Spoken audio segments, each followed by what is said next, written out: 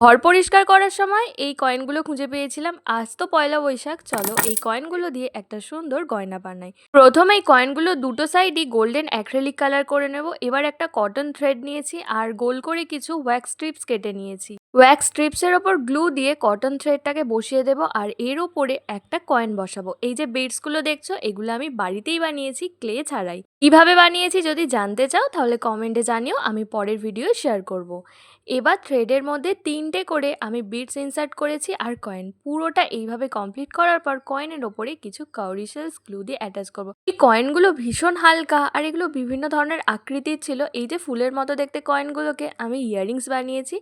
Earrings বানানোর জন্য এর ওপরে শুধু একটা কাউরি শেলস অ্যাটাচ করে নিয়েছি। এবার এক্সট্রা যে থ্রেডটা ছিল সেটার সঙ্গে এরকম লাল রঙের আর একটা কটন থ্রেড নিয়ে এভাবে টুইস্ট করে করে টাসেল বানিয়ে নিয়েছি। পুরোনো কয়েন, তাই এই কয়েনগুলো এখন তো আর ব্যবহার হবে না, তাই কয়েনগুলোকে ভাবলাম একটু নতুন করে সাজিয়ে একটা জুয়েলারি বানিয়ে নিই। আর পুরনো জিনিসকে নতুন করে সাজানোটা হচ্ছে আমার অভ্যাস। সবাইকে শুভ নববর্ষ, বছরটা তোমাদের খুব ভালো কাটুক। আজকের মতো চলো, টাটা।